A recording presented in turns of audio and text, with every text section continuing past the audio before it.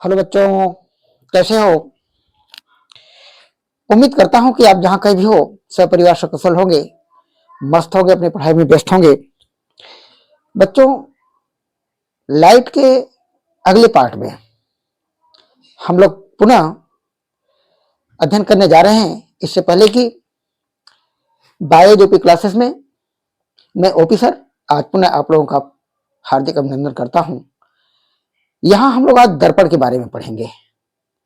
दर्पण क्या होता है, ये कितने प्रकार के होते हैं और इससे जुड़ी और भी बातें जो हैं सबको आज हम लोग स्टेप बाय स्टेप पढ़ेंगे।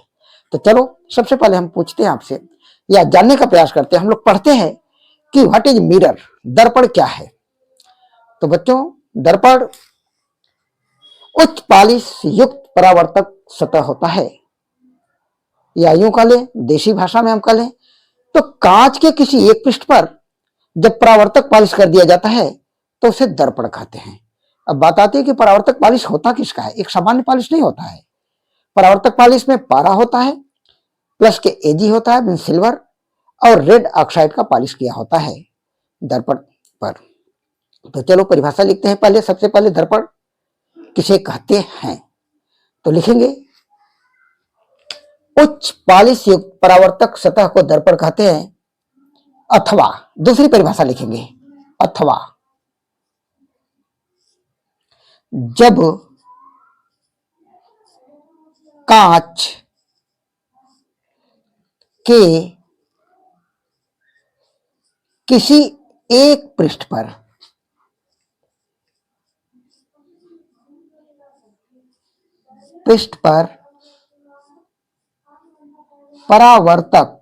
परावर्तक पॉलिश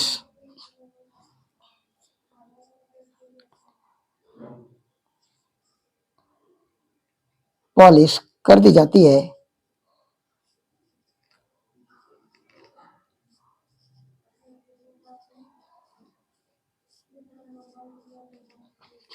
तो उसे दर्पण कहते हैं।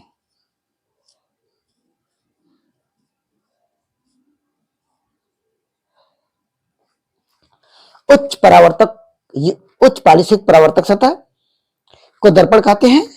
अथवा जब कांच के किसी एक पृष्ठ पर परावर्तक पालिश कर दी जाती है तो उसे दर्पण कहते हैं। परावर्तक पालिश में फिर से सुन लो आप लोग, पारा होता है, मीन्स मरकरी, एजी और रेड ऑक्साइड होता है। तो हम आगे पढ़ते हैं दर्पण के प्रकार। दर्पण हेडिंग डालते हैं, दर्पण के प्रकार। दर्पण मुख्यतः दो प्रकार के होते हैं। अच्छा, इसको नोट कर लो, तब तक मैं हट जाता हूं।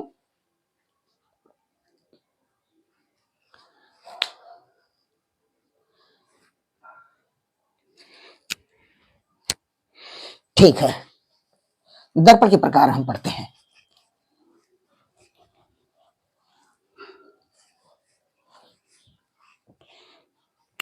इसका क्लासिफिकेशन कर लेते हैं दर्पण का। दर्पण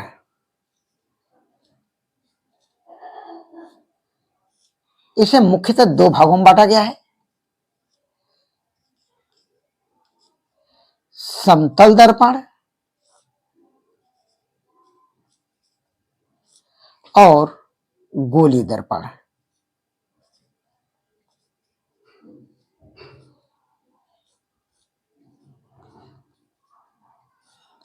गोली दर्पण को पुनः दो भागों में बांटा गया है, उत्तल दर्पण और अवतल दर्पण।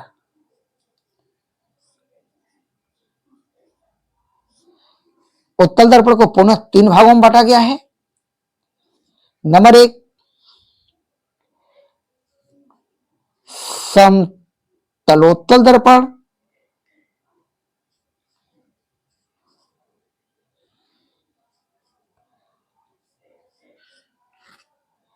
समतलोत्तल दर्पण,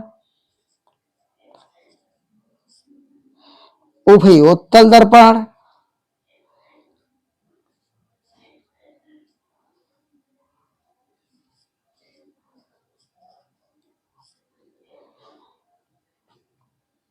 उत्तलावतल दर्पण,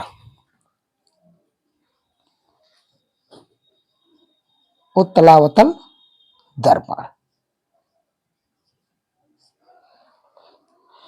इसी प्रकार अवतल दर्पण को भी 3 भागों में बांट दिया गया है। उभयावतल दर्पण,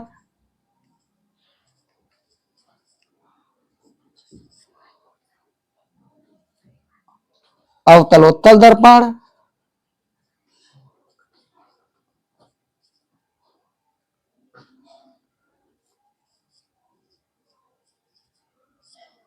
और समतलावतल दर्पण।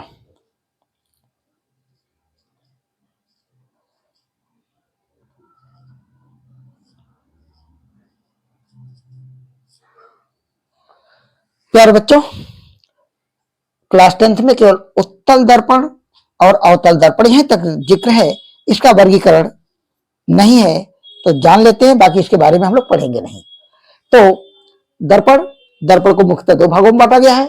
नंबर 1 समतल दर्पण, नंबर 2 गोली दर्पण। गोली दर्पण को पुनः मुख्य 2 भागों में बांट दिया गया है, उत्तल दर्पण और अवतल दर्पण। तो हम सबसे पहले पढ़ेंगे समतल दर्पण किसे कहते हैं, समतल दर्पण के क्या सामान्य गुणधर्म होते हैं, या इससे बनने वाले प्रतिबिंब की क्या विशेषताएं होती है। तो चलो ठीक है, इसको उतारो, इसके बाद हम समतल दर्पण पर बात करते हैं।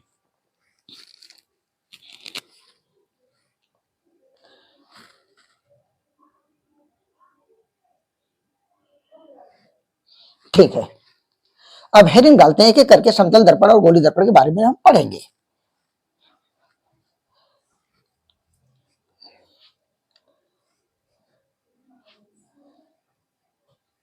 हेडिंग डालो समतल दर्पण।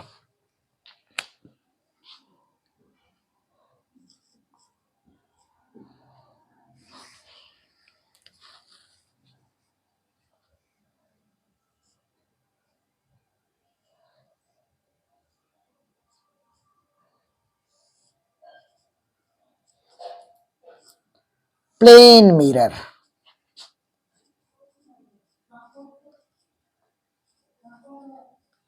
प्लेन मिरर, समतल दर्पण। बच्चों, समतल दर्पण किसे कहते हैं? ऐसा दर्पण जिसका परावर्तक पृष्ठ समतल होता है, उसे समतल दर्पण कहते हैं। हम उदाहरण के तौर पर एक उदाहरण देते हैं, जैसे हमारे घरों में लगा हुआ एलईडी, या जिस समानता हम लोग अपने घरों में जिस दर्पण से चेहरा देखते हैं, वो समतल दर्पण होता है। तो ऐसा दर्पण जिसका परावर्तक पृष्ठ समतल होता है, उसे समतल दर्पण कहते हैं। अब बात आती है परावर्तक पृष्ठ किसे कहते हैं, तो जानो, पहले परिभाषा लिखो। समतल दर्पण ऐसा दर्पण जिसका परावर्तक पृष्ठ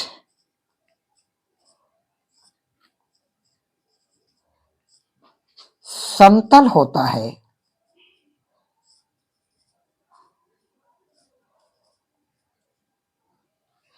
उसे समतल दर्पण कहते हैं।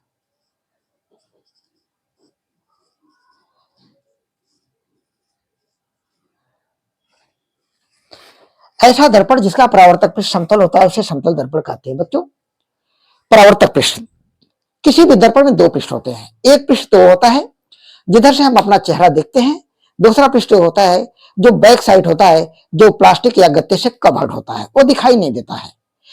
तो उस जो दिखाई नहीं देता होता पृष्ठ, वो पॉलिश युक्त पृष्ठ होता है, और जिधर से हम चेहरा देखते हैं उस पृष्ठ को परावर्तक पृष्ठ कह लें, या यूं कह लें कि दर्पण का वह पृष्ठ जिससे प्रकाश का परावर्तन होता है, उसे समतल दर्पण कहते हैं, या उसे परावर्तक पृष्ठ कहते हैं। सॉरी, दर्पण का वह पृष्ठ जिससे प्रकाश का परावर्तन होता है, उसे समतल दर्पण का, उसे परावर्तक पॉलिश कहते हैं। तो लिखेंगे, परिभाषा लिखोगे, परावर्तक पृष्ठ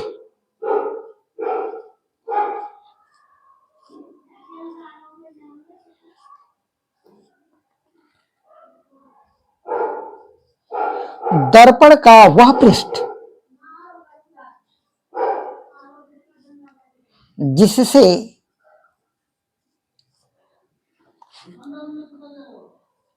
प्रकाश का परावर्तन होता है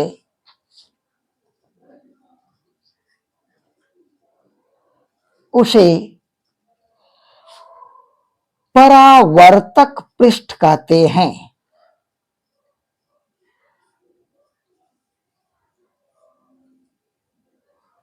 बच्चों, दो पृष्ठ जैसा कि एक पालिशयुक्त और एक परावर्तक पृष्ठ, तो दर्पण का वह पृष्ठ जिससे प्रकाश का परावर्तन होता है उसे परावर्तक पृष्ठ कहते हैं। अभी हो गया परावर्तक पृष्ठ।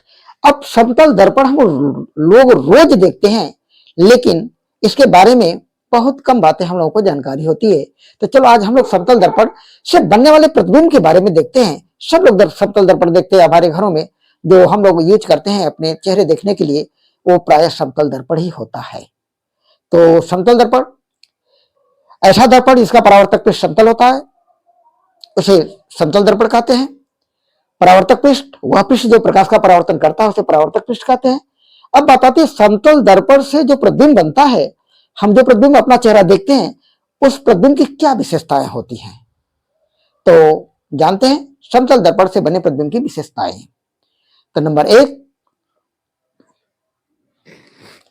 इसको उतार लो आप लोग, फिर आगे मैं बढ़ता हूं।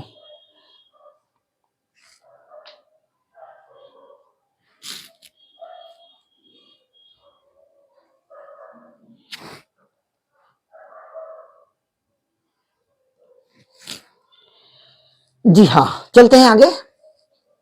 समतल दर्पण से बने प्रतिबिंब की विशेषताएं पढ़ते हैं।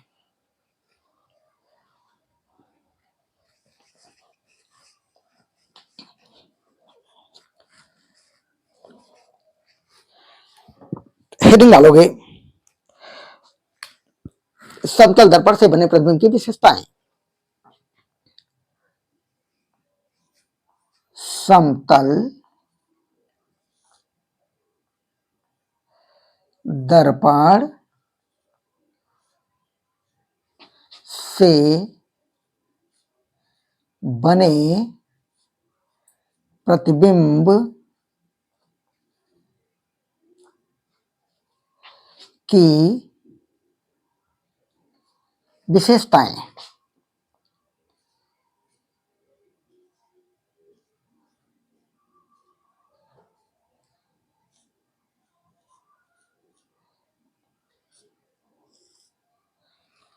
तो सबसे पहली विशेषता कहता है कि समतल दर्पण से बना प्रतिबिंब सदैव सीधा और आभासी होता है।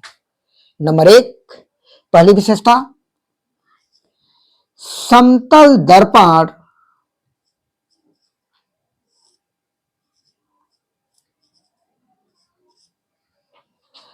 से बना प्रतिबिंब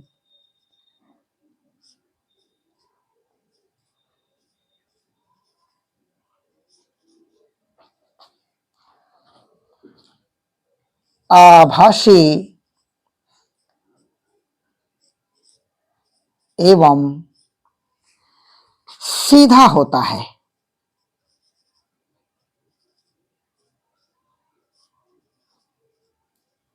समतल दर्पण में वही दर्पण जिसमें हम लोग अपना चेहरा देखते हैं। तो समतल दर्पण से बना प्रतिबिंब सदैव आभासी एवं सीधा होता है। सीधा होता है, आभासी का मतलब अभी जस्ट आगे आपको समझ में आएगा कि आभासी क्या होता है। सीधा का मतलब आप देखते हो कि समतल दर्पण में हम जिस एंगल से खड़े होते हैं, अगर ऐसे खड़े हो तो ऐसे दिखाएगा, ऐसे खड़े हो तो ऐसे दिखाएगा, झुक कर खड़े हो तो झुक कर दिखाएगा। मीन्स जिस एंगल में हम समतल दर्पण के सामने खड़े होते हैं उसी एंगल में हमारे प्रतिबिंब को दिखाता है। प्रतिबिंब मीन्स होता है छाया, परछाई। तो समतल दर्पण से बना प्रतिबिंब आभासी एवं सीधा होता है। नंबर 2, दूसरी विशेषता है प्रतिबिंब की ऊंचाई। प्रतिबिंब की ऊंचाई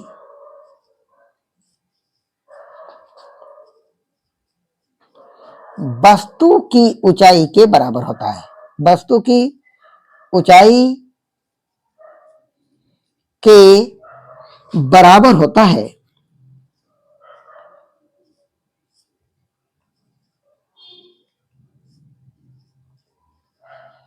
मीन्स वस्तु और उसका प्रतिबिंब दोनों आपस में बराबर होते हैं। कहने का मतलब कि समतल दर्पण के सामने यदि कोई 5 फीट का व्यक्ति खड़ा है तो उसका प्रतिबिंब भी 5 फीट का होगा, यदि 4 फीट का है तो 4 फीट का होगा, तो कोई बालक खड़ा है तो उसका प्रतिबिंब उसी के ऊंचाई के बराबर बनता है। ये इसमें यह क्षमता नहीं होती है कि किसी वस्तु के प्रतिबिंब को छोटा या बड़ा कर सके।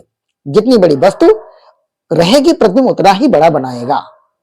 समतल दर्पण की विशेषता होती है। तीसरी विशेषता इसकी है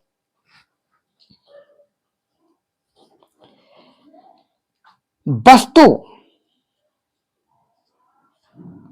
इसको बिंब भी कहते हैं, बिंब।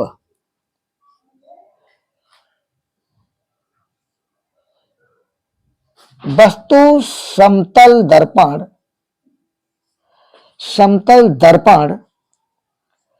से जितने आगे स्थित होती है, जितने आगे स्थित होती है,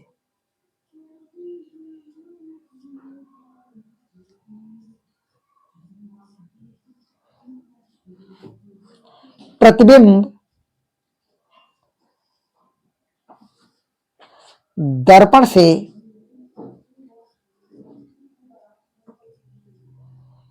उतना ही पीछे, प्रतिबिंब दर्पण से उतना ही पीछे बनता है। बच्चों, तीसरी विशेषता है कि वस्तु यानी बिंब समतल दर्पण से जितना आगे स्थित होती है, प्रतिबिंब दर्पण से उतना ही पीछे बनता है। कहने का मतलब यह है कि देख लेना, आप लोग समझ लो कि यदि मान लो कोई ये समतल दर्पण है आपके घर में लगा हुआ, आप यहां से नाप करके 5 फीट की दूरी पर खड़े हैं, ये आप हैं, 5 फीट की दूरी पर खड़े हैं, तो आपका प्रतिबिंब भी दर्पण के पीछे 5 फीट की दूरी पर ही बनेगा। मीन्स वस्तु दर्पण से जितने आगे स्थित होती है, प्रतिबिंब दर्पण से उतना ही पीछे बनता है। तीसरी विशेषता। चौथी विशेषता है इसकी प्रतिबिंब की, इसको उतार लो, अभी मिटाता हूं मैं, फिर आगे चौथी विशेषता बताता हूं।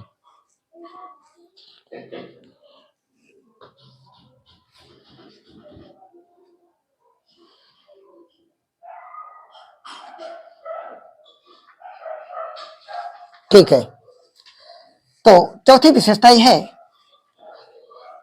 कि समतल दर्पण से बने प्रतिबिंब में पार्श्व परिवर्तन की घटना पाई जाती है। मोस्ट इंपॉर्टेंट पॉइंट, 10वीं के लिए मोस्ट इंपॉर्टेंट पॉइंट कि समतल दर्पण नंबर 4 स्टार लगा देता हूं, चौथे नंबर पर कि समतल दर्पण से बने प्रतिबिंब में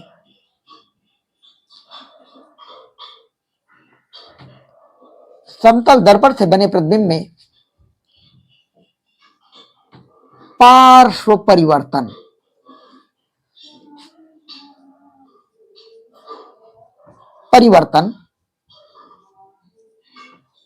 की घटना पाई जाती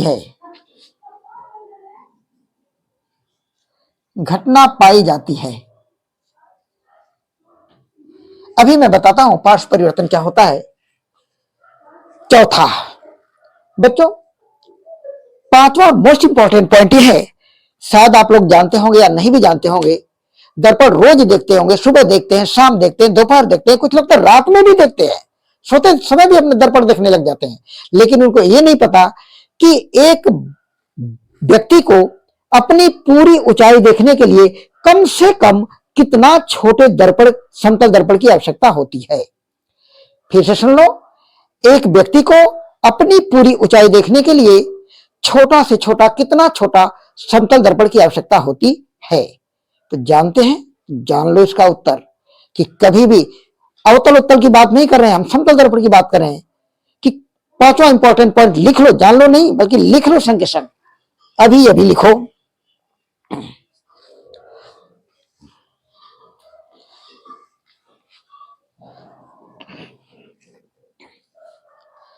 पांचवा महत्वपूर्ण पॉइंट, एक व्यक्ति को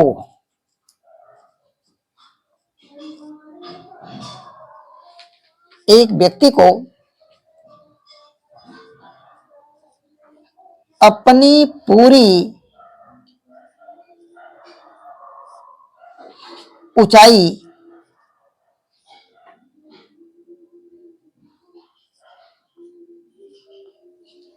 देखने के लिए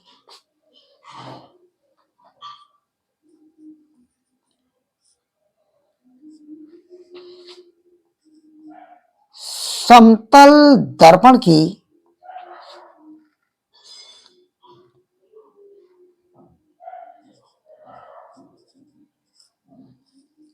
ऊंचाई, समतल दर्पण की ऊंचाई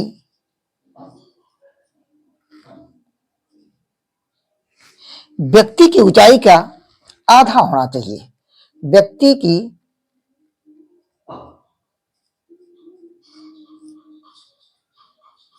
ऊंचाई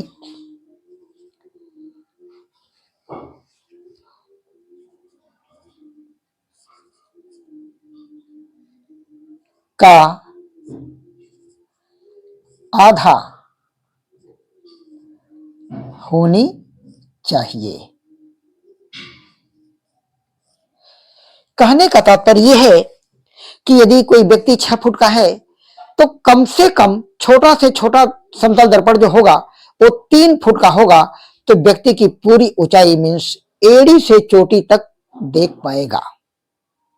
अगर व्यक्ति 5 फुट का है तो समतल दर्पण की ऊंचाई 2.5 फीट होनी चाहिए। इसलिए ये महत्वपूर्ण प्रश्न है। यहां से ये अक्सर पूछ लिया जाता है 1 नंबर में कि एक व्यक्ति को अपनी पूरी ऊंचाई देखने के लिए छोटे समतल दर्पण की ऊंचाई कितनी होनी चाहिए। तो जवाब होगा व्यक्ति की ऊंचाई का आधा होना चाहिए। पांचवा और ये छठा गुणधर्म और मोस्ट इंपॉर्टेंट गुणधर्म, फिर एक नया पॉइंट आ गया 6 नंबर पर कि यदि समतल दर्पण को थीटा डिग्री कोण पर घुमा दिया जाए तो बनने वाले प्रतिबिंब 2 थीटा पर घूम जाएंगे, यानी दुगने डिग्री कोण पर घूम जाएंगे। तो ये महत्वपूर्ण पॉइंट अगला एक और है कि यदि यदि समतल दर्पण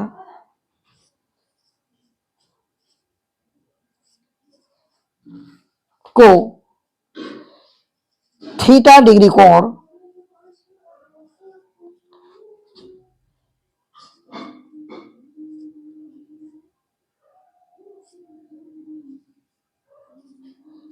थीटा डिग्री एंगल पर घुमा दिया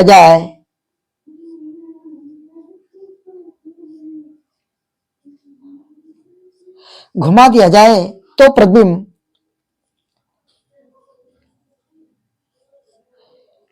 2 थीटा डिग्री कोण पर घूम जाएगा।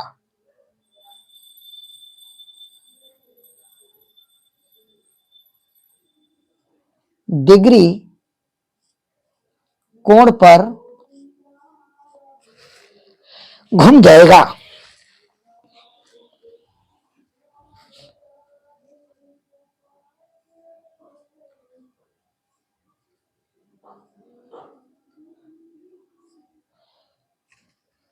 अगला पॉइंट, ये छठा पॉइंट बहुत मोस्ट इंपॉर्टेंट। तो इस तरह से ये 6 महत्वपूर्ण पॉइंट हुआ समतल दर्पण के बारे में। सबसे पहला, समतल दर्पण से बने प्रतिबिंब की पहली विशेषता होती है कि वस्तु दर्पण से जितने आगे स्थित होगी प्रतिबिंब दर्पण के पीछे उतनी दूरी पर बनेगा। समतल दर्पण से बने प्रतिबिंब सदैव सीधा एवं आभासी होता है। यदि दर्पण को थीटा डिग्री कोण पर घुमा दिया जाए तो उसका प्रतिबिंब 2 थीटा पर घूम जाएगा। और एक व्यक्ति को अपनी पूरी ऊंचाई देखने के लिए कम से कम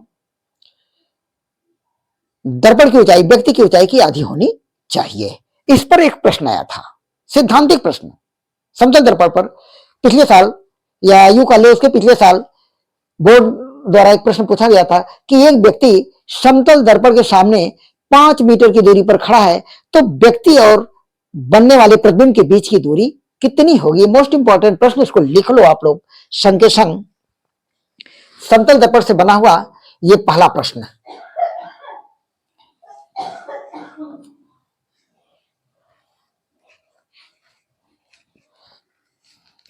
प्रश्न नंबर 1,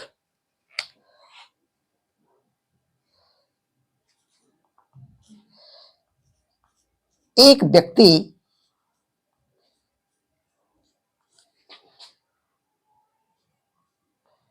समतल दर्पण के सामने 2 मीटर की दूरी पर खड़ा है,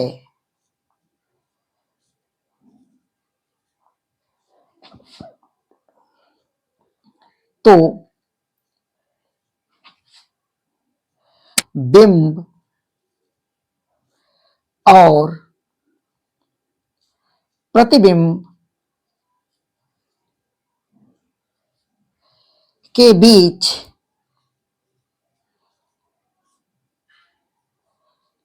कितनी दूरी होगी?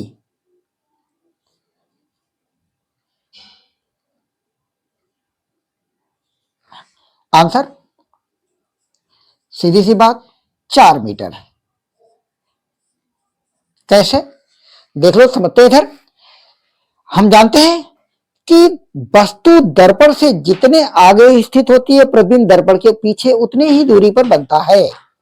तो यहां पर हम एक समतल दर्पण बनाते हैं। समतल दर्पण एक वस्तु प्रश्नानुसार समतल दर्पण से 2 मीटर आगे स्थित है। 2 मीटर आगे स्थित है, एक कोई भैया है। जब 2 मीटर आगे स्थित है तो हम जानते हैं कि वस्तु दर्पण से जितने आगे स्थित होती है, प्रतिबिंब दर्पण के उतना ही पीछे बनेगा। मीन्स प्रतिबिंब जो बनेगा वो उतना ही पीछे बनेगा, 2 मीटर की दूरी पर ही बनेगा।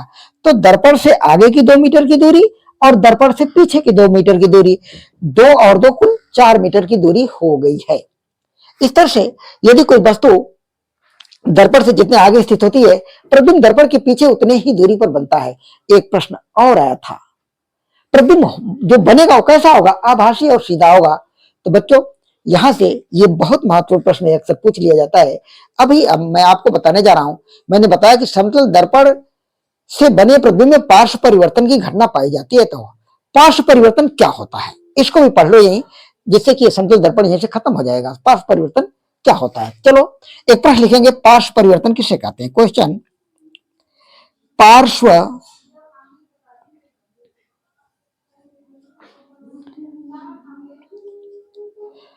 परिवर्तन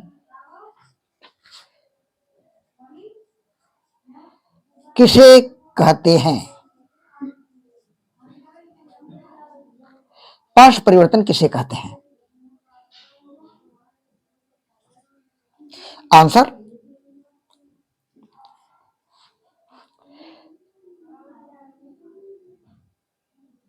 समतल दर्पण के सामने स्थित जब किसी वस्तु का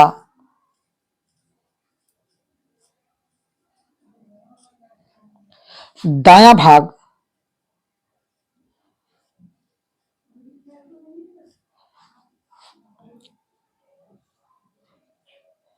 बाएं भाग में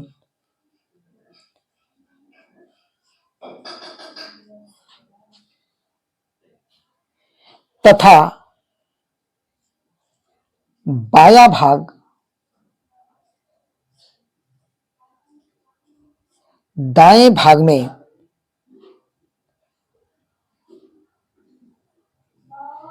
दिखाई देता है,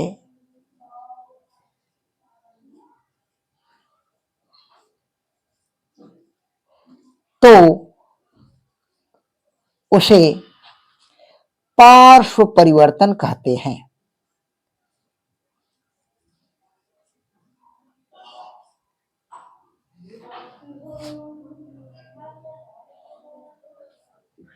पार्श्व परिवर्तन कहते हैं।